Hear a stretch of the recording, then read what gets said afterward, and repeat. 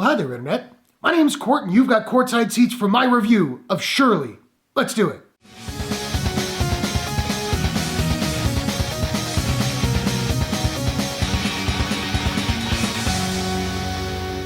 Shirley is a biography drama thriller from director Josephine Decker and Neon. Based on the novel of the same name by Susan Scarf Merrill, the film stars Elizabeth Moss, Odessa Young, Michael Stuhlbarg, and Logan Lerman. A famous horror writer finds inspiration for her next book after she and her husband take in a young couple. Here's how stupid I am. So I go into this movie thinking, okay, this is a movie about Shirley Jackson, the writer of The Lottery, Frankenstein, The Haunting of Hill House. So it'll be like a mid-19th century period piece. Then the movie starts and it's on a train and it's got a 1950s aesthetic. And I'm thinking, what an odd way to interpret the story by moving up by a century. And then Shirley's husband introduces himself, says, hello, my name is Stanley. And I'm like, no. Her husband's name was Percy Bysshe Shelley. I'm an idiot. I'm thinking of Mary Shelley and not Shirley Jackson. Moving on. This movie, like I said, is listed on IMDb as a biography drama thriller. I call a little bit of shenanigans on that. I wouldn't call this a biography at all. Like, it's not a biopic. It's based on a couple of real-life people, but the story itself comes from a novel. I even looked up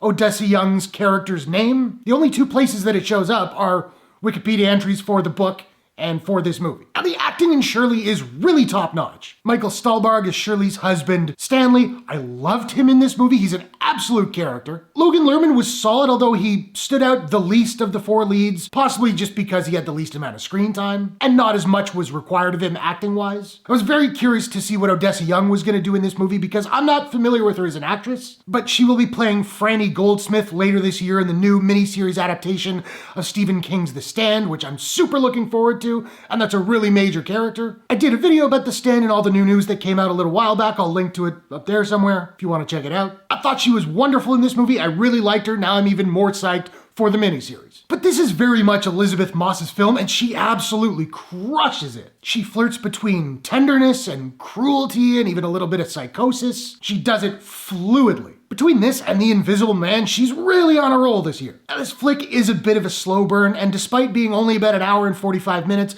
the pacing was an issue for me, particularly in the first act. The first half hour really kind of struggles to get going, along with it being a more conventional drama. It's at about the 45-minute mark where things start getting surreal and a little bit weird, and that's where I found myself really kind of pulled in. I also really like the score here. It's used sparingly, which makes it even more effective when they do use it. And it's really unnerving when it wants to be. And as I said, this movie does get weird, which is something I appreciated about it, but something you might want to know going in. The ending is left a little bit ambiguous. It doesn't dish out a super simple ending with a bow. I'm pretty sure I got what they were going for, but at the same time, I'm also the guy who apparently thought that Mary Shelley and Shirley Jackson were the same person today, so maybe my brain's just not firing on all cylinders this particular day. But I absolutely recommend Shirley for the performances alone. Who knows if there will even be Oscars for this year's movies? I think that's still kind of up in the air. And it is fairly early in the year to say if I think Elizabeth Moss should get a nomination, but if she did, I could not possibly disagree with it. Now, I don't have a proprietary rating system as of yet, so I'm just trying to figure out what I'm going to give Shirley. And I think I'm going to give Shirley a